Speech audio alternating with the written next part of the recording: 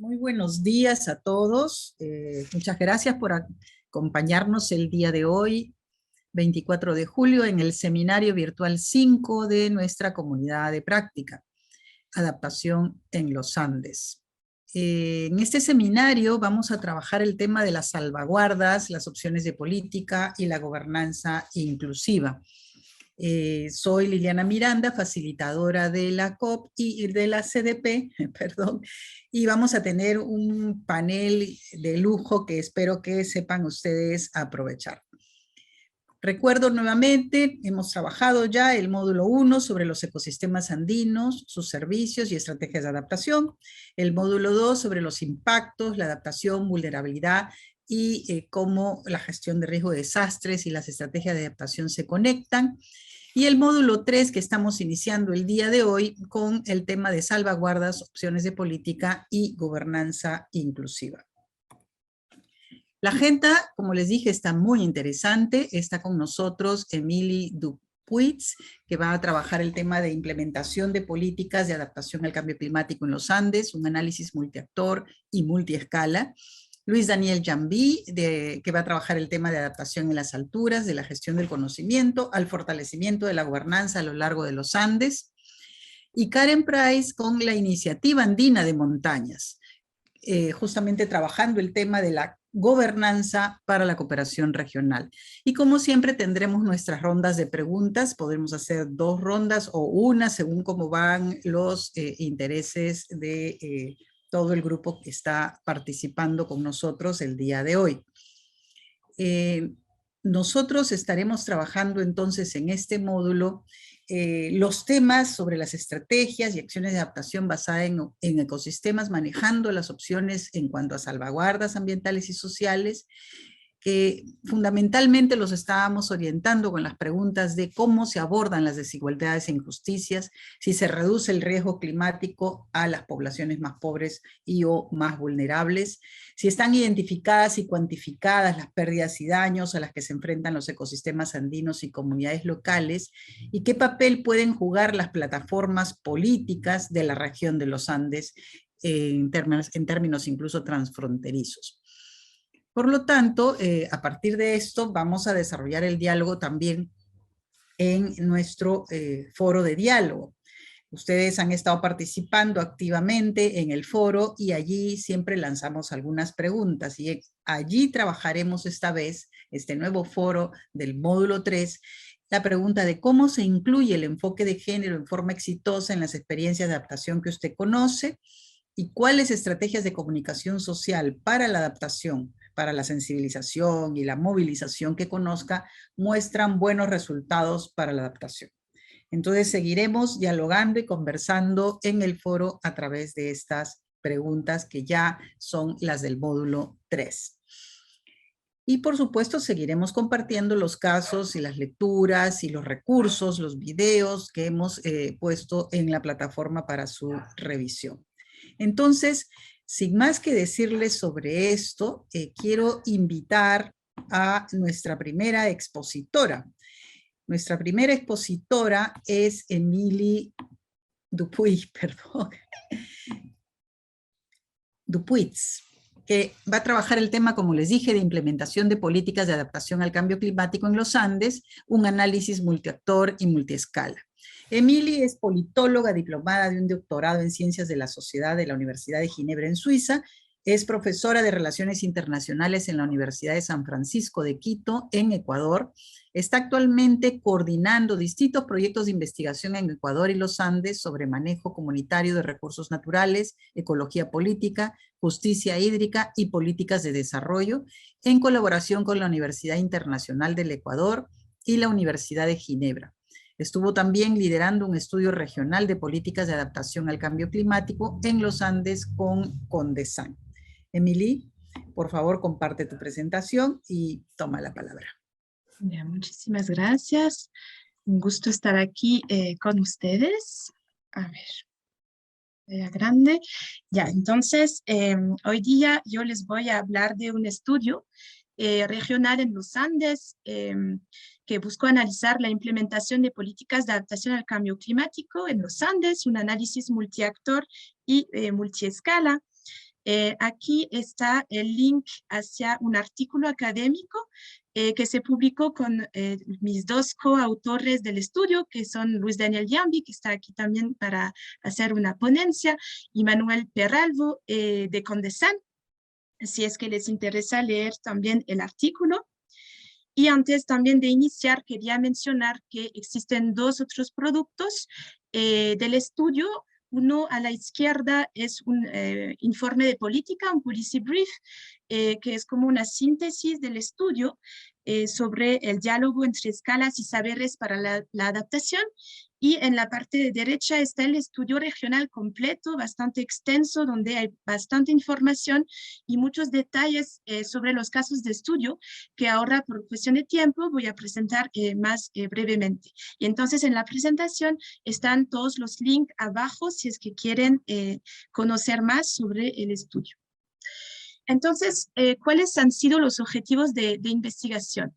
La pregunta central que nos hicimos en el estudio es cuáles son los desafíos institucionales y las percepciones locales respecto a la implementación de políticas de adaptación al cambio climático en los países andinos. Entonces, como ven en la pregunta, hay dos dimensiones muy importantes. Primero, hemos analizado los marcos regulatorios, institucionales y de políticas en los países andinos en los últimos 5 años, es decir, más a un nivel nacional o regional, cuáles son esas políticas que existen, ¿no? Pero lo más importante, yo diría, es la segunda dimensión, es decir, más allá de tener políticas, cómo se implementan o cuáles son las buenas prácticas, pero también los retos de implementación. Entonces, por eso hablamos de sinergias y oportunidades, pero también de posibles tensiones y resistencias al momento de implementar políticas de adaptación al cambio climático en territorios andinos contrastados entre diversos actores. O sea, hablamos, si bien son países andinos, hablamos de territorios, contextos diferentes y una multiplicidad de actores que luego vamos a revisar cuando voy a presentar los casos de estudio. En términos de marco conceptual, manejamos dos conceptos clave que justamente permiten responder a esas dos dimensiones. Por un lado, la gobernanza multiescala. Es decir, bueno, hay como 3 indicadores a un nivel de articulación interinstitucional. Eso busca analizar más a un nivel vertical, ¿no? ¿Cuáles son las interacciones entre el nivel nacional, regional, el nivel subnacional y el nivel local de esas políticas? El segundo indicador es el de articulación intersectorial, eso es más horizontal, es decir, por ejemplo, a nivel nacional existen varios sectores que tratan el tema de adaptación al cambio climático, cómo es que se interconectan o no. Y el indicador de brechas institucionales es más precisamente como que unos indicadores para entender justamente esos retos, ¿no? En términos de legitimidad, por ejemplo, de financiamiento, de manejo de la información, eso vamos a ver que es súper clave. Y el segundo concepto es el de coproducción de conocimientos, que por un lado permite ver las oportunidades de esa coproducción, cuáles son los procesos de colaboración, cohesión, redes multiactores, participación social, eso es muy importante, visibilidad y reconocimiento. Aquí entra también el tema clave del módulo, ¿no? Que es gobernanza inclusiva, que tiene mucho que ver con la presentación, como van a ver luego.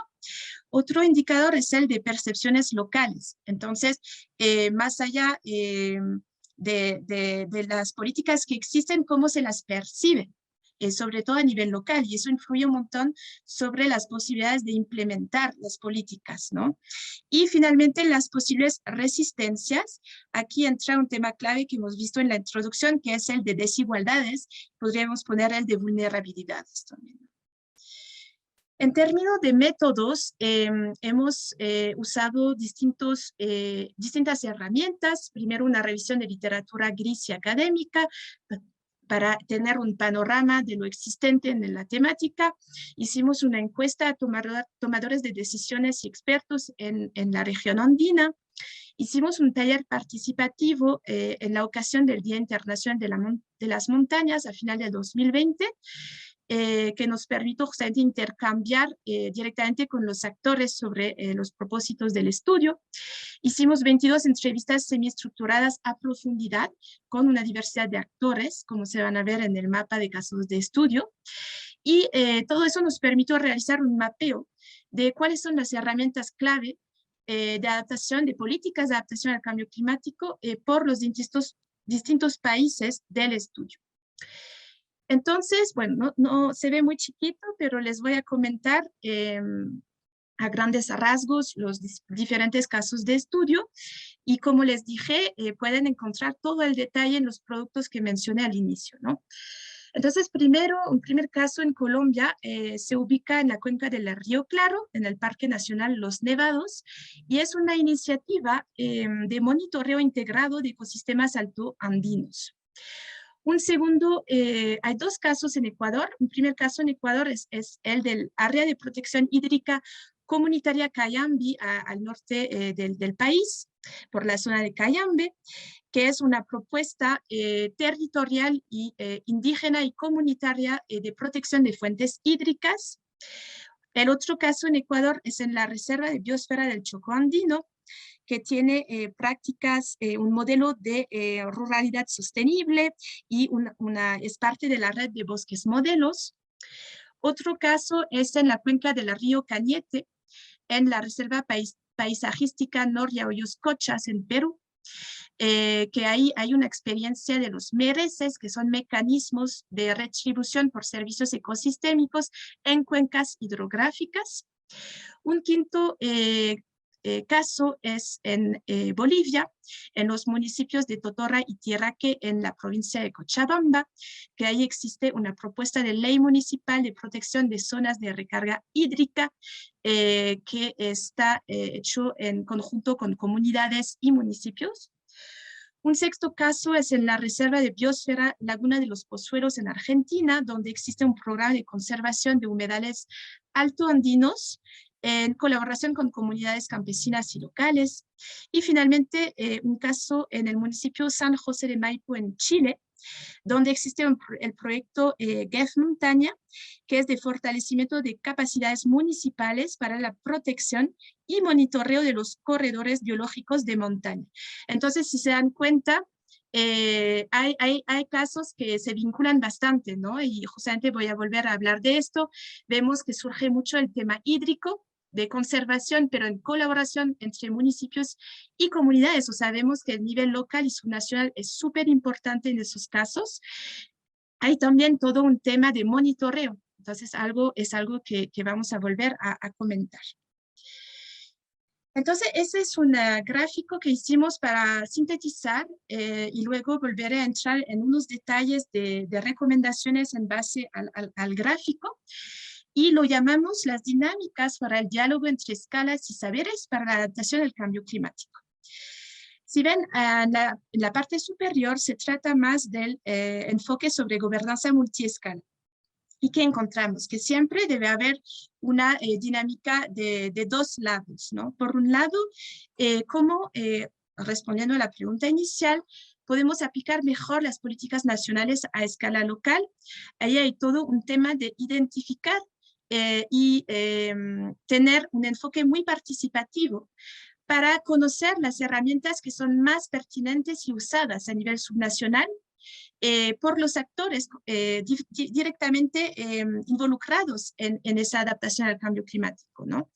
Y por otro lado, ¿cómo hacemos para que justamente esas iniciativas y buenas experiencias que existen a nivel local pueden ser replicadas, adaptadas o tener incidencia a nivel nacional, eso a través de una sistematización de esas experiencias exitosas justamente. Y a nivel más de abajo estamos más en el concepto de la coproducción de conocimientos y es lo mismo, ¿no? Hay una doble dinámica. Por un lado, debemos ver cómo escalar a nivel nacional los saberes locales sobre adaptación al cambio climático a través de guías y lineamientos para su integración en políticas nacionales. Y por otro lado, hacer que los actores locales sepan usar también los saberes y herramientas tecnocientíficas a través de capacitaciones, tanto a comunidades, pero también a gobiernos locales, ¿no? Entonces, ahora, para terminar, tengo 3 niveles de recomendaciones que compartir con ustedes y que también se pueden encontrar en el estudio. Son recomendaciones para futuras investigaciones y políticas sobre adaptación al cambio climático en los Andes. Una primera recomendación que encontramos es que debemos fomentar una construcción participativa y territorial de las políticas nacionales. Como decía antes, debemos cuidar de entender bien, de identificar cuáles son las herramientas normativas que más se usan por los actores locales, ¿no? Y de ahí construir la política nacional. También una buena práctica que encontramos es que los socioecosistemas de montañas pueden representar un eje transversal de las políticas de adaptación en la región, ¿no? Permiten conectar justamente esos niveles y sectores, saberes y conocimientos. Y algo muy importante relacionado a lo que acabo de decir es que las herramientas y espacios subnacionales, o sea, debemos identificar esas herramientas y espacios subnacionales que tienen un enfoque intersectorial y ecosistémico, y de ahí escalar e irnos a la política nacional. Un segundo conjunto de recomendaciones tiene que ver con el monitoreo. ¿Cómo hacemos para monitorear las herramientas, los espacios y las prácticas para el desarrollo rural sostenible y adaptativo y para la conservación? Hay algo muy importante, es identificar, potenciar o crear plataformas políticas regionales. Eso me imagino que los 2 otros ponentes van a hablar bastante de eso. Algo importante es que más allá de hablar de monitoreo, tiene que ser un monitoreo participativo y basado en la comunidad. Algo importante aquí es, como se mencionaba en la introducción, hablábamos de adaptación basada en ecosistemas. Y hay también un nuevo enfoque y discurso ahora, es el de hablar de adaptación basada en comunidades y adaptación basada en territorios, ¿no? Entonces, igualmente eso podemos aplicarlo al monitoreo. Tiene que ser un monitoreo participativo y basado en la comunidad. Y finalmente, crear plataformas integradoras de indicadores que no solamente sean indicadores ambientales, sino también indicadores sociopolíticos de esas medidas de adaptación. Y finalmente, una última recomendación tiene que ver con la coproducción de conocimientos tecnocientíficos y locales ancestrales. Entonces, lo que comentaba al inicio, fomentar enfoques transdisciplinarios. Ahí no hemos hablado mucho, pero por ejemplo, la academia hemos encontrado que tiene un rol súper importante en todos los casos de estudio que hemos mencionado para hacer el puente entre las políticas públicas y los actores locales, por ejemplo. Debemos irnos hacia una institucionalización de las prácticas ancestrales de adaptación. O sea, ¿cómo hacemos para que esas prácticas sean visibles y realmente tomadas en cuenta a nivel nacional? Y por otro lado, tener cuidado de que a nivel local, en la gestión territorial, se sepa usar este conocimiento tecnocientífico, o sea, que haya un diálogo de saberes verdadero. Entonces, con eso les dejo. Aquí está mi contacto por cualquier tema. Muchísimas gracias. Muchísimas gracias, Emil. Estamos entonces ahora para presentar a Luis Daniel Jambí, que es de Venezuela y nos va a hablar sobre la adaptación en las alturas, de la gestión del conocimiento al fortalecimiento de la gobernanza a lo largo de los Andes. Luis Daniel es coordinador del proyecto de adaptación en las alturas de CONDESAN, de la cooperación suiza, profesor de ecología en la Universidad de los Andes. Cuenta con un doctorado en biología por la Universidad de York en Inglaterra. Su trabajo está enfocado en el análisis de la dinámica de las comunidades vegetales, analizando los cambios en la diversidad, estructura y resiliencia de los ecosistemas en los Andes tropicales en respuesta a gradientes ambientales y a motores de cambio, con énfasis en el cambio climático y en el uso de la tierra. Trabaja a su vez en la implementación de estrategias de adaptación al cambio climático, monitoreo, conservación y restauración de ecosistemas, enfatizando el desarrollo de enfoques transdisciplinarios y participativos. Es facilitador y coordinador en Venezuela de las redes internacionales de monitoreo de largo plazo, Gloria Andes, y de la red de bosques andinos y explorador de la National Geographic Society. Tenemos mucha suerte de que nos acompañe el día de hoy. Por favor, comparte tu presentación y puedes dar inicio, Luis Daniel. Muy buenos días a todos. Muchísimas gracias, Liliana.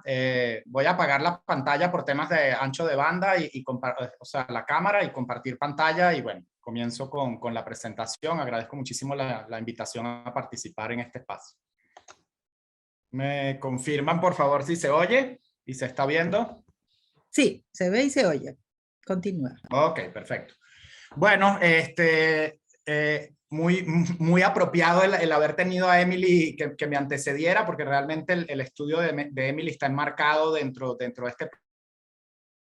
Ok, continúo. Entonces, bueno, voy a tratar de dar un poco el contexto más amplio y hablarles del tema de cómo ir de la gestión del conocimiento al fortalecimiento de gobernanza a lo largo de los Andes en el marco de este programa Adaptación en las Alturas, que es un programa financiado por la Cooperación Suiza e implementado en los Andes por CONDESA.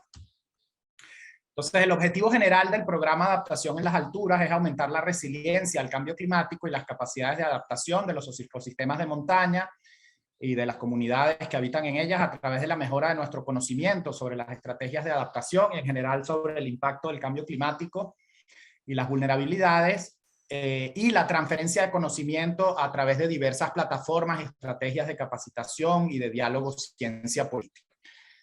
Entonces, es un programa que tiene sitios de implementación o regiones de implementación en diferentes regiones de montaña del mundo, en el Hindu Kush Himalaya, en la zona del Himalaya, de Nepal, Bután, etcétera, en África Oriental, en las montañas del Arco del Este de África Oriental, en la región del Cáucaso Sur, ahí en la frontera con Turquía y Asia Central, y finalmente nosotros que estamos trabajando a lo largo de toda la cordillera andina. Es un programa que implementamos en cooperación a nivel global, digamos, con el Mountain Research Initiative, ICIMOD, el Programa de Naciones Unidas para el Medio Ambiente, el Instituto de Ambiente de Estocolmo, la Universidad de Ginebra y SOI Comunicaciones. Y bueno, en la primera fase va del 2019 al 2023. Me quiero detener un poco acá para explicar un poco la lógica general del programa, y creo que me sirve mucho también para explicar cómo promover de manera más efectiva estos vínculos entre la gestión del conocimiento y la toma de decisión y el intercambio de experiencias, ¿no? Entonces, bueno, el proyecto tiene un componente de gestión del conocimiento al lado izquierdo de la diapositiva, en donde tenemos dos grandes líneas de trabajo, una de síntesis de conocimiento para la adaptación y otra de fortalecimiento del monitoreo integrado. En el caso de la síntesis del conocimiento para la adaptación, comenzamos el análisis con un análisis de vacíos de conocimiento sobre la adaptación al cambio climático y los impactos del cambio climático en los Andes, y a partir de esa síntesis del conocimiento identificamos varias áreas en las que era importante profundizar. Y por esto entonces desarrollamos junto con Emily, por ejemplo, este estudio sobre las políticas de adaptación al cambio climático del que ella les acaba de hablar. Desarrollamos también un análisis y sistematización de soluciones de adaptación basada en ecosistemas, en sistemas productivos a lo largo de los Andes. Y también hemos venido trabajando, por ejemplo, en una plataforma de indicadores socioambientales para los Andes, de manera de integrar los indicadores sociales y ambientales. Y esto lo hemos complementado con el fortalecimiento de los procesos de monitoreo desde una perspectiva más integral. Entonces hemos venido trabajando por un lado en el fortalecimiento de la red de monitoreo de largo plazo Gloria Andes, que trabaja en cumbres a lo largo de todos los Andes, y de la red de bosques andinos, que también tiene parcelas de monitoreo permanente de la dinámica de bosques en escenarios de cambio climático a lo largo de toda la cordillera. Y por otro lado, hemos venido trabajando en el fortalecimiento, la consolidación de sitios de monitoreo integrado como sitios de aprendizaje. Ahí está el caso de Río Claro, que hemos venido trabajando con la EMA, la estrategia de monitoreo de ecosistemas altoandinos de Colombia. Por ejemplo, también trabajo en Perú y CONDESAN desarrolla en otros sitios como el Chocó. De todo esto se han derivado una serie de publicaciones síntesis, protocolos integrados de monitoreo que nos permiten alimentar herramientas que hemos desarrollado, como por ejemplo la plataforma esta de indicadores socioambientales, donde hemos incorporado indicadores que provienen de las redes de monitoreo. Todo esto nos permite entonces tener una visión más completa del escenario de conocimiento sobre la dinámica del cambio climático y la adaptación, para promover procesos de diálogo, ciencia, política, gestión, que es lo que está al lado derecho de la diapositiva, y ahí trabajamos en dos grandes líneas, una de consolidación de plataformas de toma de decisión, y hemos venido trabajando, como les va a comentar Karen en la siguiente presentación, con la Iniciativa Andina de Montaña, y también en procesos de intercambio de experiencias y capacitación. Y bueno, para este trabajo tenemos entonces tres ejes transversales. Uno, la mirada continental andina, que nos permite trabajar a múltiples escalas. Otro, el tener una estrategia de comunicación y difusión. Y el otro, el usar un enfoque socioambiental, transdisciplinario y de diálogo de saber.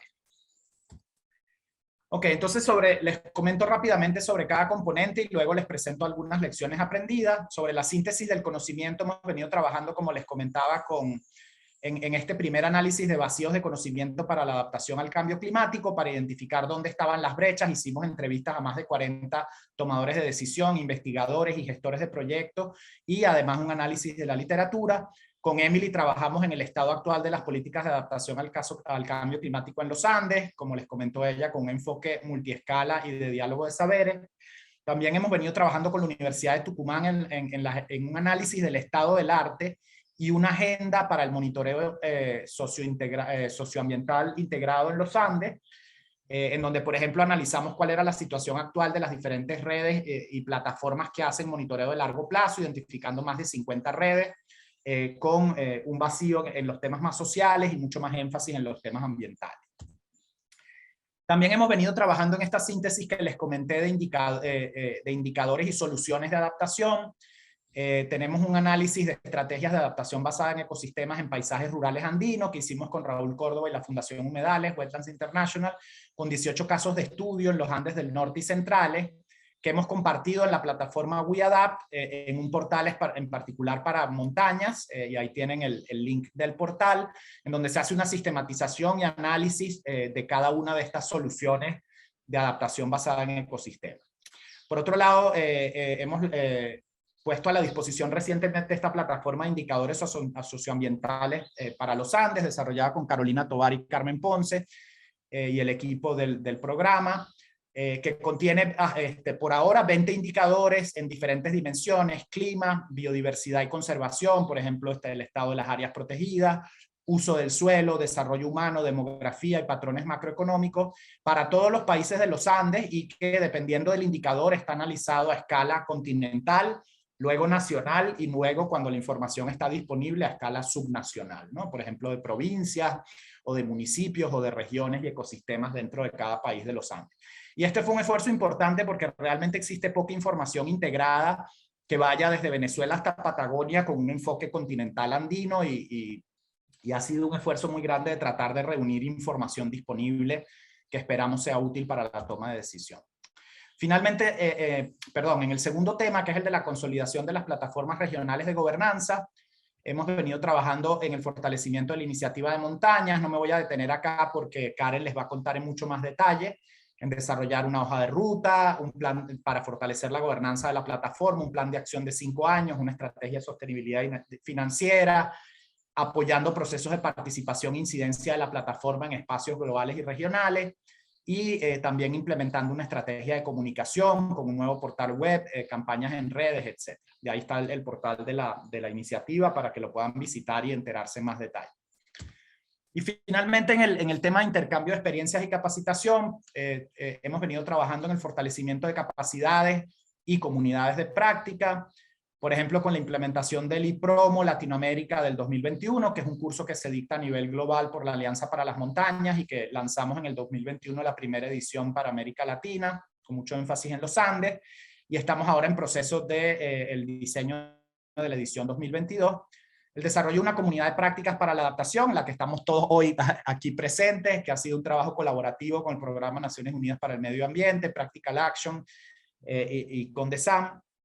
Estamos trabajando actualmente en la actualización del módulo de manejo sostenible de la tierra y la formulación específicamente de un módulo de adaptación al cambio climático con la Universidad en el marco de un convenio entre la Universidad Andina, Simón Bolívar y Condesan, en el que participan varios proyectos de Condesan, como el programa AICA y nosotros, entre otros.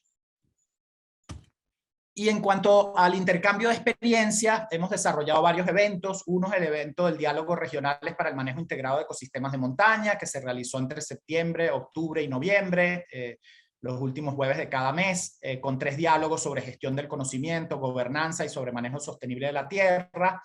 Y también con la organización de la Conferencia Puente en los Andes, Transitando hacia la Sostenibilidad, que se hizo en el marco del Día Internacional de las Montañas 2021, y en el que se generaron una serie de espacios de conferencias magistrales, sesiones académicas, paneles de intercambio de experiencias en los que participaron, por ejemplo, los diferentes grupos de trabajo de montaña de los Andes, plataformas internacionales de trabajo en montaña y diálogos entre actores.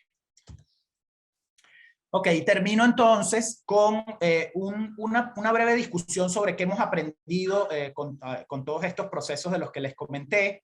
Y creo que uno es que sigue habiendo un enorme reto para la gestión y gobernanza del conocimiento en sí. Si tenemos por un lado los gobiernos, por otro la sociedad civil y por otro lado la academia, existen una serie de interacciones que los análisis que hemos realizado nos permiten ver que todavía requieren de mucho fortalecimiento. Por un lado, en la interacción gobierno-sociedad civil está todo el tema de la contraloría social, de las políticas y de la participación efectiva de la sociedad civil en la formulación y en la implementación de esas políticas, en la generación de estadísticas oficiales que le permitan a la sociedad civil hacer seguimiento y contraloría de las políticas ambientales, las de cambio climático, etcétera. Y todavía tenemos mucho trabajo por hacer ahí. También en la coproducción y el diálogo de saberes entre la academia y la sociedad civil hay mucho trabajo por hacer. Por ejemplo, nuestro diagnóstico del monitoreo que hay en los Andes nos muestra que existen muy pocas experiencias de un monitoreo realmente coproducido e implementado con las comunidades locales. Hay un reto ahí de ir de lo local a lo continental, que seguimos teniendo que explorar cómo generar redes que partan de las comunidades de conocimiento locales, ¿no? Y finalmente, entre el gobierno y la academia también hay un reto de la cogestión, del cofinanciamiento, por ejemplo, de estas plataformas regionales de investigación. Entonces, esos son algunos de los retos en los que seguimos trabajando y que nos orientan el trabajo hacia el futuro. Finalmente, algunas lecciones aprendidas rápidamente. Primero, la necesidad de continuar trabajando con enfoques más transdisciplinarios, más integrales, más participativos y de diálogo de saberes, tanto para la investigación como para el monitoreo de socioecosistemas a múltiples escalas. Es lo que les decía, que realmente existen pocos ejemplos efectivos en el que el monitoreo local participativo se traduzca en conocimiento que es difundido a nivel de la región, ¿no? Por otro lado, hay una serie de vacíos todavía en nuestra comprensión de las interacciones complejas entre el cambio climático y el cambio de uso de la tierra y qué impacto está teniendo sobre los servicios ecosistémicos y sobre el bienestar humano, sobre todo en estos dos últimos temas de cómo eso impacta a los servicios ecosistémicos y el bienestar humano. Vemos que todavía hay poca información disponible, sobre todo a escala continental. Tenemos una necesidad de consolidar el monitoreo de la efectividad y de las políticas y de las soluciones de adaptación al cambio climático. Algunos de los países están formulando esos programas nacionales del monitoreo de la adaptación, pero todavía realmente tenemos pocos resultados con los que evaluar si los programas de adaptación basados en ecosistemas, por ejemplo, están siendo efectivos en lograr sus objetivos o no, ¿no? Otro reto es el de análisis y síntesis de indicadores con información actualizada para la región andina. Como les digo, hemos venido haciendo este esfuerzo de generar la plataforma, pero realmente en temas socioeconómicos y culturales el hacer análisis comparativos a escala continental es muy complejo, lo dificultan diferentes metodologías, etc. Otro reto es el de fortalecer la articulación y el diálogo entre los procesos locales, nacionales y regionales de gobernanza e implementación de estrategias de adaptación. Emily les habló sobre eso. Y finalmente, la importancia de los contextos y capacidades locales de gobernanza para el éxito de la implementación de las estrategias de adaptación. Es algo que hemos encontrado en todos los 18 casos de estudio que les comenté, cómo realmente el tener capacidad institucional local es la clave para el éxito de la implementación de programas de adaptación, y entonces hay que trabajar en seguir fortaleciendo. Finalmente, en el tema de gobernanza continental, seguimos teniendo retos en darle sostenibilidad financiera e institucional y sobre todo más participación activa de la sociedad civil y la academia de distinción de los productos de conocimiento de manera de que realmente se integren de manera efectiva en la toma de decisión. Hay conocimiento disponible, hay herramientas que hemos generado nosotros y muchísimos otros actores en los Andes, pero realmente su incorporación a la toma de decisión es un tema que seguimos teniendo que trabajar en generar diálogo más efectivo. Y lo último, hemos aprendido mucho sobre la importancia del diálogo interregional global, es decir, entre las plataformas como la Convención Alpina, el Hindu Kush Himalaya, la Convención de los Cáucasos y de los Cárpatos y las plataformas andinas. Hay muchísimo por aprender de ese diálogo a nivel global y también mucho que aprender del diálogo entre los grupos de trabajo de montaña en los Andes para compartir lecciones aprendidas, especialmente en estos temas de participación y diálogo ciencia política. Bueno, con eso termino mi presentación. Muchísimas gracias. Muchísimas gracias, Luis Daniel. Realmente muy interesante todo lo que nos has compartido. Vamos a pasar directo a Karen, que estamos un poquito fuera del plazo y de la hora. A ver, Karen Price nos hablará de la Iniciativa Andina de Montañas. Puedes ir compartiendo tu pantalla, Karen, y Gobernanza para la Cooperación Regional. Karen es coordinadora y gerente de proyectos ambientales vinculados a la adaptación al cambio climático, la gestión integrada de recursos hídricos, la gestión de riesgos y áreas naturales protegidas. Cuenta con experiencia en administración pública, organizaciones no gubernamentales y empresa privada. Asimismo, tiene experiencia en la dirección de grupos de trabajo multidisciplinarios e interinstitucionales a nivel de la región andina. Ella es ingeniera forestal con maestría en cambio climático y especialización en análisis y gestión de resolución de conflictos socioambientales y políticas públicas. Actualmente es la responsable de la operación de la Secretaría Técnica de la Iniciativa Andina de Montañas, que es una plataforma orientada a generar y fortalecer el diálogo regional y emprender acciones articuladas que fomenten la cooperación para el desarrollo sostenible de las montañas en los Andes, conformada por Argentina, Bolivia, Chile, Colombia, Ecuador, Perú y Venezuela. Por favor, Karen, continúa. Gracias. Buenos días con todas, con todos. Entonces voy a meter un poco de velocidad para ganar el tiempo, ¿sí? Lo bueno es que Luis Daniel, digamos, ha dado información que va a aportar a facilitar mi presentación. Entonces, como ya también lo mencionó Liliana, no pasa la presentación, ahí está, listo. Solo para redondear también lo que ya mencionó Liliana y Luis Daniel, ¿qué es la Iniciativa Andina de Montañas? Es esta plataforma voluntaria que reúne a los 7 países que compartimos este territorio en común, que es la Cordillera de los Andes. Hace unos momentos Luis Daniel mencionó que existen otras plataformas alrededor de otras cordilleras que existen en el mundo, con otro tipo de figura de organización. En este caso es interesante para nuestra región porque es una plataforma voluntaria que si bien tiene una figura, digamos, distinta, la voluntad muchas veces es mucho más fuerte que el mandato, ¿no? Porque te da un compromiso genuino de participación. Y digamos que un reto particular que nosotros tenemos en los Andes es que al ser la cordillera, como ustedes saben, más larga a nivel del mundo, el vínculo muchas veces del espacio nos genera, digamos, una dificultad, ¿no? de relacionamiento entre zonas tan lejanas como la que se encuentra entre Venezuela y Chile y Argentina, pero venimos salvando este trabajo desde hace varios años atrás. Entonces, solo para que ustedes más o menos tengan una idea cómo empieza este proceso de integración o de articulación regional, ahí estamos. Entonces, esto empieza hace 20 años. Quizás alguno de ustedes sepa que el año 2002 fue el Año Internacional de las Montañas, entonces, y esto tuvo, el evento principal fue en Huaraz, ¿no? En Perú, aquí en Perú, yo estoy acá en Perú, donde hubo un gran encuentro, ¿no? Donde incluso se tuvo una declaración de Huaraz, donde se dio la relevancia de las montañas, y durante todos los siguientes años hubieron una serie de encuentros en las cuales participaron representantes a nivel global ¿no? Interesante porque los primeros grandes encuentros a nivel global se dieron en los Andes, no en otras montañas en el mundo, ¿no? En el año 2002, en el año 2004. El año 2007 es particular. Un tema puntual, el año 2002, es que nace, quizás algunos de ustedes también han escuchado, el Mountain Partnership, esta gran plataforma global que agrupa a todas las instituciones, países, instituciones, academias del mundo relacionadas e interesadas en el trabajo de montaña. Son más de 300 los afiliados, ¿no? Que participan en este espacio, que actualmente la Secretaría Técnica está a cargo de la FAO desde hace varios años atrás.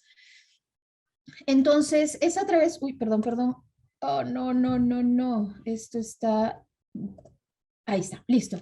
Entonces, con este apoyo es que en el año 2007, miren la cantidad de tiempo, se decide que haya un espacio específicamente para los Andes.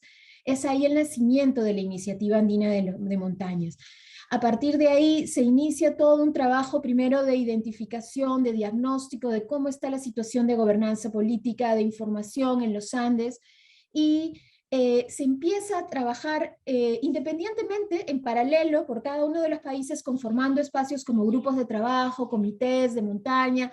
Cada uno, digamos, ha ido siguiendo, empezó a seguir un trabajo individual, pero también a la vez consolidándose este espacio de la iniciativa de una manera en que se fue avanzando, definiendo los mecanismos de coordinación, el consejo de los países miembros, la planificación.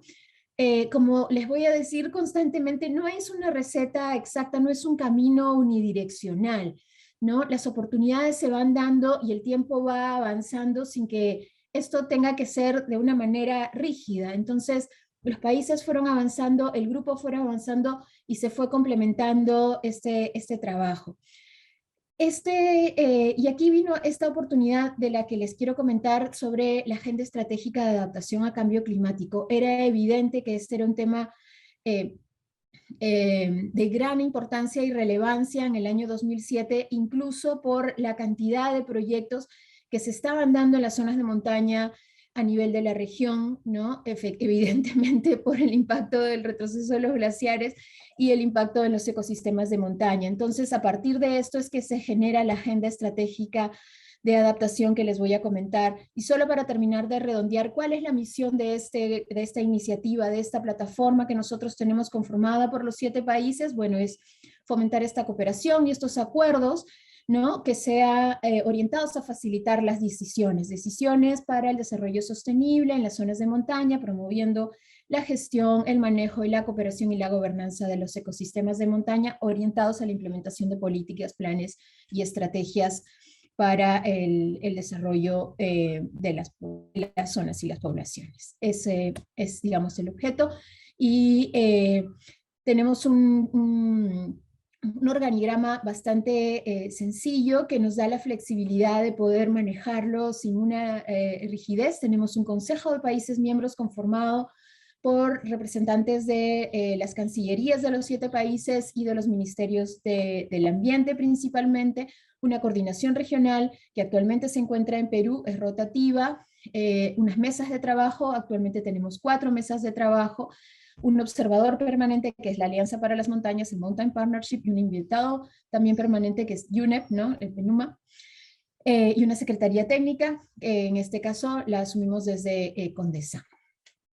Entonces, ahora que tienen, digamos, más claro cómo es el funcionamiento de la iniciativa, les comentamos que esta agenda estratégica que se trabajó está principalmente orientada a fin de asumir estos desafíos, ¿no? Y objetivos comunes, y también muy orientada a tratar de evitar la duplicación innecesaria de esfuerzos en el tema de investigación. Y más o menos también a fin de facilitar el establecimiento y estandarización de diferentes indicadores y sistemas de monitoreo. Como comentaba Luis Daniel, uno de los puntos que era evidente es la necesidad de información, compartir información, los puntos de similitud que teníamos, y no solamente en la zona de los Andes tropicales, sino también a lo largo de toda la cordillera en la zona austral. Entonces, era bastante relevante poder mejorar esa interacción que existía en la gestión del conocimiento para poder afrontar el tema de cambio climático. Entonces, a partir de esta identificación, digamos, de puntos en común, es que se define una serie de objetivos, ¿no? Bastante larga, y donde también se proponen algunas medidas de cada uno de estos objetivos. Es una lista bastante larga, no es mandatoria, pero lo que tratamos o lo que se trata a partir de esta agenda estratégica es poder tener una suerte de priorización que permita una efectividad, digamos, para el tratamiento de adaptación en las zonas de montaña, colegiada de una manera que se sustente en información y en la posibilidad de interacción y cooperación que se puede dar a nivel de toda la región. Entonces, es una lista, como les decía, grande de los objetivos, y dentro de cada uno de los objetivos hay una lista, una sublista de diferentes actividades relacionadas a, evidentemente, reducir la vulnerabilidad de los grupos más afectados, fortalecer procesos de resiliencia, adaptación específicamente al manejo de recursos hídricos, ecosistemas, biodiversidad, salud, gestión de riesgos. Es una lista larga, los vamos a poner también ahí a revisión de ustedes. Y a partir de esta estrategia es que hemos ido encaminando avances, ¿no? Desde la cooperación de la región. Entonces, ¿qué es lo que nos ha permitido ya tangiblemente ir avanzando? Entonces, aquí podríamos rescatar 4 puntos, ¿no? Una es tomar acción a través del desarrollo de una propuesta de un proyecto regional, el desarrollo de información integradora, que es importante para poder también desarrollar propuestas de carácter regional. Aquí son puntos que se interrelacionan. El posicionamiento de las redes climática, ahora se los voy a explicar, y la representatividad de la región a nivel global. Entonces, algo importante, interesante, es poder desarrollar propuestas de proyectos, ¿no? Los proyectos de carácter regional todavía no son tan, se han dado, ¿no? Principalmente, como les decía, en Andes tropical, no necesariamente en toda la región andina, y junto con el apoyo de UNEP estamos desarrollando, y en el marco del proyecto de adaptación a las alturas, se va a proponer, ¿no? un concept note para aplicar al fondo de adaptación, y se está desarrollando un muy interesante estudio de vulnerabilidad y adaptación a cambio climático para las de alta montaña en los 7 países de la región. Este estudio es bastante interesante por la participación también de los países a través de las direcciones de cambio climático y la identificación de zonas de trabajo, cuencas, con una serie de indicadores que se han estandarizado para los 7 países. Incluso todo este proceso de consulta, de trabajo cooperativo, es una experiencia interesante que nos permite poder trabajar orientándonos en base a las prioridades, a una agenda, prioridades de los países, y siendo consecuentes también con los compromisos nacionales y regionales que se pueden tener respecto a cambio climático. Entonces, ahí vamos avanzando. Enfoque integral, ¿no? Este cambio de dirección que tenemos que tener de todo el territorio. Otra vez lo vuelvo a repetir, más allá de los Andes tropicales, y aquí es donde se enlaza mucho con lo que mencionó Luis Daniel. Toda esta información, este trabajo intenso de poder integrar los diferentes indicadores, las diferentes metodologías, que nos dé información, nos dé una vista completa de cómo está la situación respecto al cambio climático a lo largo de toda la cordillera. Esta información la pueden acceder libremente a este tipo de infografías en la página web de la iniciativa, está a libre disposición de ustedes. El posicionamiento de las redes de investigación, las mismas también y otras que mencionó Luis Daniel. Existen redes consolidadas que funcionan desde hace tiempo, que nos ayudan incluso a partir de la información que tienen a completar la información que hemos visto anteriormente, y estas redes son las que nos aportan a dar información y sustento técnico y científico a las agendas, a las propuestas. Entonces, toda esta integración es importante e indispensable para poder poner en marcha la agenda, las propuestas, los compromisos, este es engranaje en el que estamos empeñados en poder concretarlo, ¿no? Y nuevamente esta información la pueden accederla a partir de la página web. Y aquí un punto que también mencionó Luis Daniel y lo ponía en la penúltima diapositiva, es la representación, ¿no?, de la región a nivel global. Sí tenemos todavía una deuda pendiente a nivel global de nuestra representación como los Andes en espacios, ¿no? Las montañas todavía tenemos mucho que trabajar. A veces creo, eso es una opinión personal, que sobreestimamos la presencia de los Andes a nivel global y tenemos todavía mucho que trabajar. Tuvimos un muy interesante espacio, como ya lo mencionaron anteriormente, en este taller del Mountain Connect que fue desarrollado hace unas semanas atrás, en el que participó la Iniciativa Andina de Montañas, los representantes de los 7 países. Fue una experiencia enriquecedora porque fue un trabajo entre pares, ¿no? Los participantes que ustedes ven ahí fueron también la Convención Alpina de los Cárpatos, Hindu Kush, Himalaya, un intercambio entre pares en una simulación de compartir un territorio, una cordillera diferente, países, una dinámica de negociación entre países. Interesante, ¿no? Ponernos un poco en aprietos para ver cómo coordinar. Y ahora viene el último espacio, ahí termino, que es este gran evento anual que se da en el marco de la Alianza para las Montañas, en el que esperamos también poder contratar. Bueno, tenemos oportunidades antes, compartir prácticas, fortalecer vínculos, tener una agenda política de los gobiernos, posicionar esta agenda política en nuestros gobiernos, también mejorar la representación regional, ¿no?, en instancias para la toma de decisiones. Y aquí otra vez quiero volver a remarcarlo. En espacio de decisiones globales relacionadas a cambio climático, sí tenemos una deuda pendiente de llevar posiciones, digamos, colegiadas como región, ¿no? Ahí hay un trabajo todavía pendiente que hacer, aprendiendo un poco de las lecciones que vemos de otros países, de otras regiones de montaña, que tienen una estrategia interesante, movilizadora, de recursos, ¿no?, que podríamos intentar cooperar. Y bueno, sé que ahí veo a Liliana preocupada, entonces supongo que estamos con el tiempo en contra. Muchas gracias.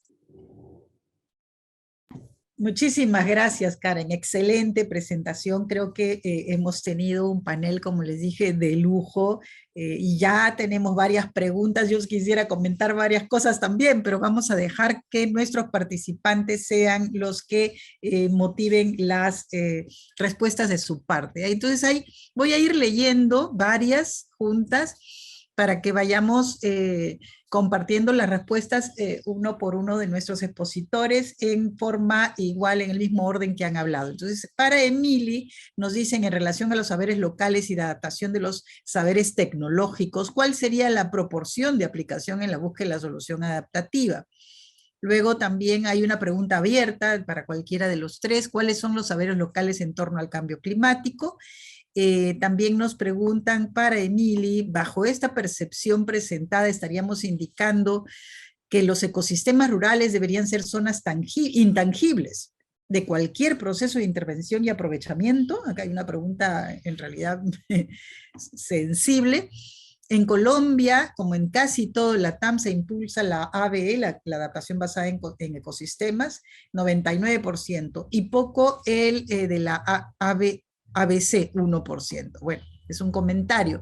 Para Daniel, nos dicen por qué indica un vacío de conocimiento en la adaptación al cambio climático. Si dentro del proyecto se habla de rescate de ritos y saberes locales, probablemente solo falta evidenciarlo en blanco y negro. Y además hay una inquietud en base a las excelentes experiencias presentadas el día de hoy. Vemos una generación de conocimiento, un rescate de los mismos. Sobre la base de ello, ¿qué nos espera en la región en temas de adaptación? ¿Estamos mejorando? ¿Alguien nos puede informar de la red de proyectos de PSA andinos, pago por servicios ambientales? Bueno, están pidiendo el link, que ya se lo dieron, y también había un comentario sobre que les había encantado un proyecto, un caso, un estudio sobre Río Claro, que no lo conocían, pero les doy la palabra en el mismo orden. Emily, si van apareciendo nuevas preguntas, por favor no sean tímidos, escríbanlas y las iremos manejando. Empezamos contigo. Muchas gracias. Muy interesante las preguntas. Tal vez las dos primeras que tienen que ver con saberes las puedo juntar, porque creo que todo el desafío, justamente como decía, es tener un enfoque de co-creación o coproducción de saberes. Entonces, el reto es justamente tal vez dejar de separar lo que es un saber tecnológico de lo que es un saber local. Y es lo que vimos en muchos de los casos. Hay saberes locales, actores locales, comunidades que usan tecnología adaptada para sus necesidades, ¿no? Estoy pensando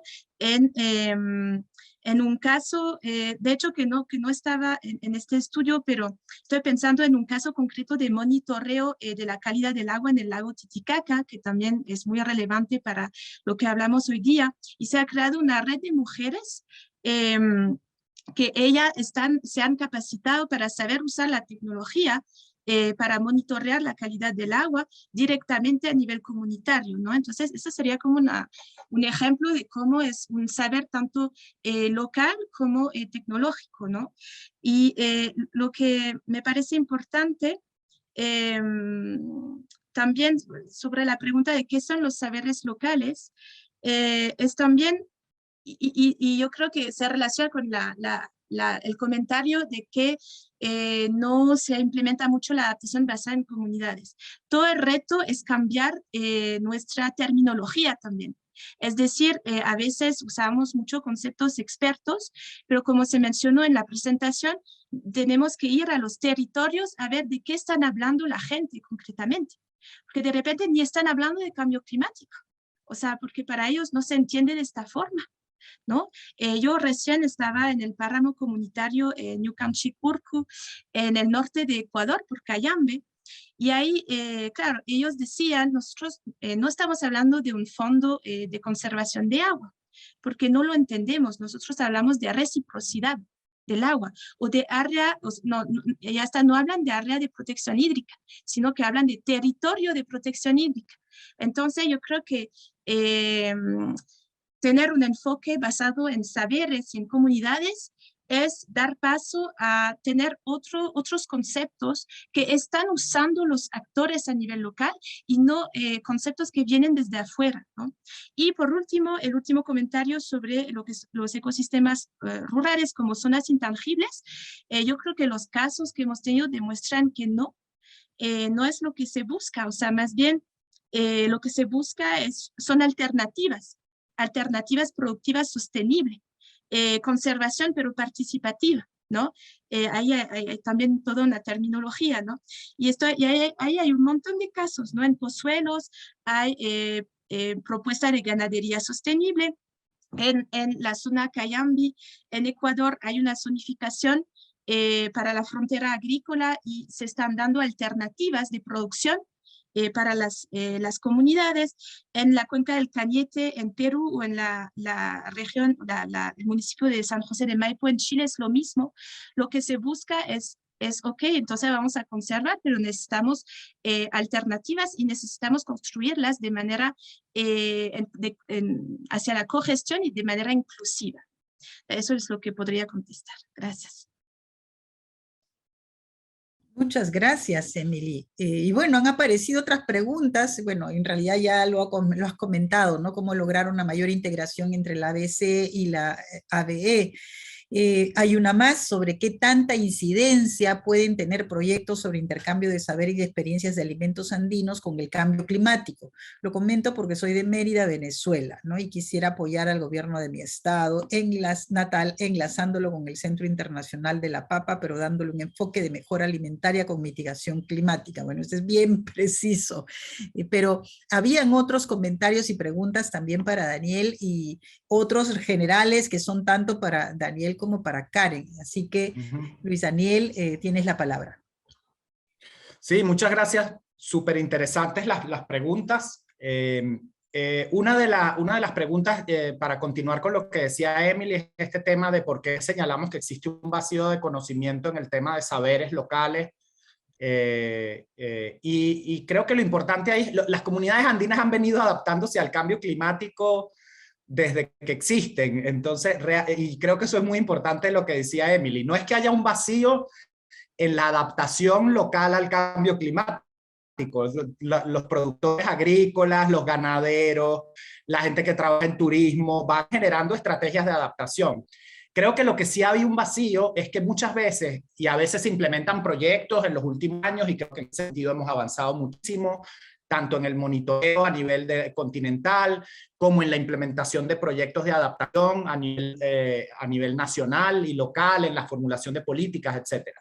Donde nosotros identificamos el vacío es que muchas veces no se sistematiza, no se monitorea el impacto de esas estrategias y no se publica. Y eso puede sonar como una preocupación muy académica, pero no lo es. Las comunidades tienen una preocupación de sentir que sus problemas son compartidos y que las soluciones que se están generando en uno y otro lugar también pueden adaptarse a los contextos locales. Entonces la idea no es generar un recetario de cocina para repetir en cada sitio, pero la idea sí es tener una visión más continental de qué están haciendo las comunidades locales, de manera de que se sientan, primero, más acompañadas, por otro lado, de que sientan de que el patrimonio que conservan no es un patrimonio local, es un patrimonio global, y que sientan que ese papel que ellos tienen en la salvaguarda cultural, económica y también ambiental es reconocido, y se sientan empoderados y se sientan escuchados. Entonces, y por otro lado, lo que mencionaba Emily, que esas experiencias locales sean la base de la construcción de la política nacional de cambio climático, y eso no es así.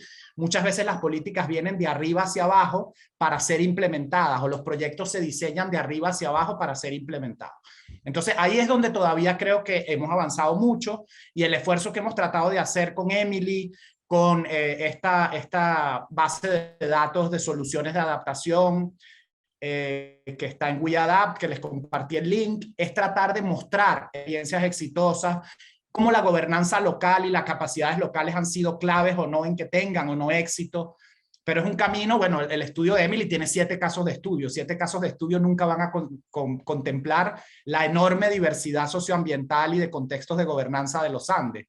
Entonces, por eso es que tenemos todavía mucho trabajo por hacer. Pero hay una clave, es poder monitorear participativamente los impactos de las acciones de adaptación basada en ecosistemas, de adaptación basada en comunidades, para poder ver si realmente estamos yendo hacia donde queremos ir, o realmente tenemos que adaptar el camino, corregir el camino. Y realmente también hay muchos mitos, ¿no? Más árboles, más agua. Lo importante es la conservación del humedal para que llueva, etcétera, que tenemos que poder seguir discutiendo, revisando y trabajando en conjunto, ¿no? Después, si me da tiempo, les puedo contar un caso concreto de Venezuela como para ejemplificar, pero quiero darle primero el paso a Karen para las preguntas. Sí, y bueno, en realidad siguen llegando las preguntas, ¿no? Hay una más sobre cómo han sorteado la situación en que las comunidades locales a menudo no comparten conocimientos para mejorar la comprensión sobre vulnerabilidades y capacidades adaptativas. Para eso se requiere tiempo, y en los proyectos el tiempo siempre es un problema. Piden un consejo clave, alguna lección aprendida. También cómo mejorar el financiamiento para proyectos ambientales basados en saberes locales y mixtos, cuando no se puede sostener o defender la teoría de saberes locales ante las entidades financieras, no habiendo experiencias o literatura de los saberes locales. Y bueno, apareció una más, un comentario en realidad, ¿no? Así nacieron las ONGs en antaño, trabajando con las uñas, con inversiones profesionales de tiempo regalado para apoyar asuntos locales y saberes locales. Ahora es más difícil. Karen, creo que habían varios comentarios que también te podían haber motivado alguna respuesta. No sé si comparte con nosotros. No es específicamente al tema, sí me llamó la atención un comentario sobre cómo lograr una mayor integración de la adaptación basada en ecosistemas y la adaptación basada en comunidades. Creo que si bien fueron dos tendencias o dos metodologías que empezaron en paralelo hace unos 10 o 12 años, en el camino se fue evidenciando que eran complementarias, ¿no? Se necesitan una de la otra porque si no, no es sostenible. Entonces, creo que el punto de inicio puede variar de acuerdo al proyecto, ¿no? Se puede comenzar, digamos, desde un análisis mucho más desde la parte ecosistémica o desde la parte social, desde las percepciones de sus vulnerabilidades, pero siempre tiene que haber un punto de encuentro, ¿no? Justamente porque si no hay la motivación y si no hay la base técnica, la adaptación realmente no se va a poder concretar, ¿no? Y eso también ha sido bien interesante el aprendizaje porque también ha permitido el entendimiento, el comprender y la valoración del tiempo por parte muchas veces de la cooperación y de los mismos países que han entendido que no necesariamente la adaptación se puede dar en un corto tiempo, ¿no? Por procesos no solamente ecológicos o biológicos, sino también de la misma sociedad. Entonces, esa integración se hace justamente en el diseño de estos procesos. Bien, en realidad yo tenía un comentario también, porque me quedó en la cabeza esto de que en el informe, el último informe del IPCC, se habla mucho de la necesidad de involucrar la participación de los más vulnerables, de aquellos que, digamos, que no necesariamente son los más pobres, porque ahora casi cualquiera podría estar en un territorio vulnerable y de pronto descubrir su vulnerabilidad en un evento extremo. Pero ¿cómo en el caso de la iniciativa de montañas se estaría haciendo esta conexión cuando están reconociendo también que todavía hay un reto ahí en incorporar las capacidades, los saberes locales para el éxito de las estrategias de adaptación? O sea, porque se ve como una iniciativa regional muy macro y la participación de las comunidades está locales, ¿no? Se está promoviendo de alguna manera en particular, alguna metodología, caso que podrías comentar. No, actualmente eso se está trabajando, digamos, a partir de los espacios nacionales, ¿no? Los consejos de montañas o los grupos de trabajo específicamente de montañas que se puedan tener para cada uno de los países. Entonces, eso es parte, digamos, de lo establecido dentro del plan de acción que tenemos y de la hoja de ruta. No te podría decir que es algo puntual que hemos venido haciendo, pero está dentro de lo planificado. Sí, solo para complementar lo que dice Karen, y ahí lo que hemos tratado es entonces de promover más interacción entre esos grupos de trabajo de montaña de los países. Hemos organizado varios encuentros de manera justa y también con las plataformas globales. Puede sonar muy abstracto eso de reunirse con la Convención de los Cárpatos, pero es que realmente la Convención Alpina, la Convención de los Cárpatos tienen un camino enorme avanzado en involucrar a las municipalidades de los Alpes y de los Cárpatos, a las organizaciones locales, a los investigadores, en la toma de decisión. Entonces sí hay mucho que aprender de ese diálogo, ¿no? ¿Cómo han hecho ellos para consolidar sus plataformas de manera de que nosotros en los Andes podamos seguir avanzando en ese camino, ¿no? Y sobre la otra pregunta que hacían de qué recomendaciones podemos hacer para la implementación de proyectos por la dificultad de ver impactos, ¿no? Creo que ahí una clave es que en el diseño de los proyectos siempre se ve que el monitoreo del impacto de la adaptación o en general de las medidas de conservación, restauración, es un componente menor y que es para justificar frente al donante. Y yo creo que eso es un error gravísimo.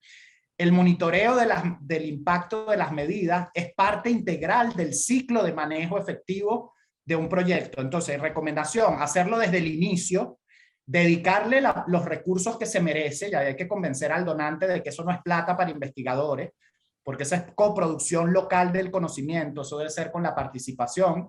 Y luego ser más creativos en los indicadores. O sea, por ejemplo, yo restauro un humedal en la Puna y trato de medir el impacto hidrológico. Obviamente eso va a ser dificilísimo y se gasta muchísimos recursos en tratar de medir ese impacto. Pero en la participación en el proceso he generado capacidad local, empoderamiento, cambios en el conocimiento de la comunidad que participó con los técnicos en el proceso.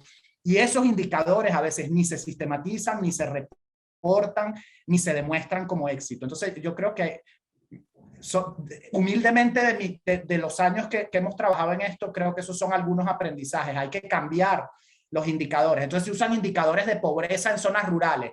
Acceso a agua potable. Claro, el agua potable no viene por el tubo, pero la persona sale y en una quebrada completamente limpia recoge con un balde agua limpia. Entonces los indicadores de pobreza que se usan a nivel nacional no tienen mucha relevancia a nivel local. Nosotros cuando trabajamos en medir la pobreza nos aparecía que en comunidades del páramo en Venezuela 80% eran pobres extremos. Cuando lo medimos a través de un enfoque multidimensional veríamos que era menos del 30% los que realmente viven en condición de pobreza, porque las nociones de pobreza son diferentes en el medio rural y entonces el medir el éxito del impacto de los proyectos debe considerar de manera más creativa esas dimensiones de la calidad de vida y del bienestar humano. Una persona que se siente escuchada mejora su calidad de vida, independientemente de que sus ingresos mejoren o no. Entonces, eso tenemos que aprender a medirlo mejor también. Muchas gracias. Y bueno, hay un nuevo comentario, pregunta sobre cómo sensibilizar a los habitantes de la costa con los proyectos andinos o viceversa, en el entendido de que los cambios de clima en cualquier zona afectan a los otros, ¿no? En particular en Chile, Perú, bueno, Ecuador sí está en la capital, sí está en los Andes, pero bueno, que son sus zonas más pobladas, están en la costa, pero la distancia a la sierra es relativamente mínima. ¿Tendrán comentarios? De repente, Mili, ¿querías que vamos dando una segunda ronda ya final, muy corta, para poder hacer nuestro cierre y foto final? Ya, muchas gracias. Sobre la última pregunta, estoy pensando en el caso de Perú y lo que mencionaba de este MRC, los mecanismos de retribución por servicios ecosistémicos en cuencas hidrográficas es justamente eso. Por ejemplo, en la cuenca del Cañete y cuencas que van también hacia Lima, es decir, que los actores de la costa que se benefician de la buena conservación de fuentes hídricas tengan esta conciencia y este reconocimiento a los actores que conservan el agua arriba para que llegue a las ciudades de la costa. Entonces, justamente esta idea de un mecanismo muy concreto para que la gente tenga más conciencia y el reconocimiento del trabajo que se hace en las montañas, ¿no? Y sobre nomás los comentarios de antes, muy brevemente, creo que algo muy importante para conocer esas iniciativas locales también es ver actores intermediarios, por ejemplo, redes de la sociedad civil, mancomunidades, por ejemplo, del Chocó Andino, existe una mancomunidad del Chocó Andino que asocia a diferentes municipios de la zona, es una manera de dar más potencia y visibilidad. También existe un montón de redes de sociedad civil en esa zona, muy interesante, hasta son partes de esa red global de bosques modelos, ¿no? Entonces ahí son iniciativas muy chiquititas que pasan a tener visibilidad gracias a esas redes. Eso quería mencionar como un consejo muy concreto que se pedía antes, ¿no? Gracias. Muchas gracias. Bueno, no sé si quisieras, estabas pidiendo un tiempo extra, Luis, si lo haces en 2 minutos o 3, creo que podemos ver el caso que nos querías compartir. Ya, sobre la pregunta de las teleconexiones entre los Andes y las montañas, bueno, un pequeño esfuerzo que estamos tratando de hacer es generar otra nueva infografía con la iniciativa andina que se llama Gente en los Andes, y algunas de las secciones tienen que ver justamente con las ciudades andinas. Y entonces entre las ciudades andinas no solamente están las que están en los Andes, sino las que dependen de los Andes como Lima. Entonces, bueno, tratando de poner algunos indicadores ahí de dependencia de esas ciudades, del agua que viene de las montañas, etcétera, ¿no? Entonces, ese por ese lado. Son esfuerzos como esos. Creo que hay que poner más énfasis en ese tema de las teleconexiones. Hay poco trabajo en ese sentido, ¿no? Y bueno, el caso que les quería contar es que, por ejemplo, en el caso de Venezuela, todo el tema de la conservación de humedales nació de las propias comunidades rurales, de los comités de riego que se organizaron, cercaron más de 100 humedales en los páramos, precisamente reconociendo en que el agua que se usa en los centros poblados abajo y en la agricultura proviene de esos humedales altoandinos, o su regulación depende de esos humedales altoandinos. Ahí la cooperación ha sido con la academia, por un lado, y con las ONG, de manera de, por un lado, monitorear haciendo monitoreo participativo del clima, en que la comunidad ha participado, y por otro lado de medir el impacto, es decir, ok, cercamos el humedal, ahora el ganado quedó por fuera, ¿cómo mejoró el humedal? Pero ¿qué pasa con el ganado que quedó por fuera de la cerca? Entonces ahí también hubo un diálogo e investigación que permitió evaluar la práctica. Entonces solamente quería compartir como un ejemplo concreto de que esos diálogos sí se dan, pero que muchas veces las medidas de adaptación son lideradas, iniciadas e implementadas por la comunidad, y nosotros podemos apoyar el entender qué impactos tienen de manera de poderlo comunicar, replicar, sistematizar y compartir a nivel regional, ¿no? Fantástico. Bueno, en realidad hemos tenido el día de hoy una sesión sobre la salvaguarda, sobre la gobernanza, sobre la inclusión. Nos han hablado de la coproducción de conocimiento, de plataformas políticas, de esta interfase entre ciencia, política, gestión, el hecho de que es importante trabajar casos, trabajar cursos, trabajar comunidades de práctica como la que estamos haciendo hoy, diálogos, conferencias, redes de conocimiento local, nacional, regional, y que funciona, y que además contamos con las entidades, las institucionalidades, la voluntad política, incluso tiene 20 años la iniciativa de montaña, y además cuánto material, ¿no? Nos han compartido las plataformas en web con muchos recursos, además de los que nosotros hemos puesto en línea. Entonces, incluso al final tenemos que resaltar que se ha hablado hasta del monitoreo, de los indicadores, de qué indicadores trabajar, y que deben ser bien definidos, indicadores socioambientales y climáticos también, para poder adaptarnos mejor. Entonces, sí, yo sé que hay algunos comentarios más, incluso sería interesantísimo poder seguir debatiendo, pero no sé si Karen quieras hacer algunas palabras finales para ya llamarlos a todos a una foto grupal y cierre del evento. Bueno, invitarlos a revisar, ¿no? la página web con la información que tenemos respecto a la región, y sumarse, ¿no? a participar. Vamos a compartir también los links de los eventos que vayamos a tener en adelante, digamos, a estas discusiones a nivel de la región que vayamos a ir teniendo en adelante.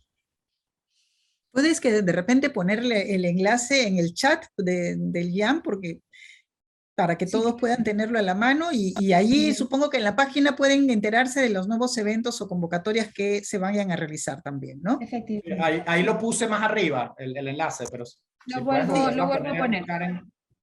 Sí, yo lo copié otra vez, pero serán 3, solo para que quede claro cuál es el del IAM. No, en realidad los diálogos están bien interesantes. Yo los invito incluso a nuestros panelistas de hoy a que nos acompañen en el diálogo del foro en la plataforma de esta comunidad de práctica, porque se van comentando cosas súper relevantes que podrían incluso interesarles a ustedes. Listo. Muchísimas gracias por acompañarnos a todos. Los esperamos de aquí a 2 semanas. El 4 de agosto vamos a tener el último seminario de esta fase de la comunidad de práctica, y nos vemos todos en la plataforma para poder dialogar sobre las preguntas de este módulo. Van a poder ver los otros módulos también. Muchas gracias.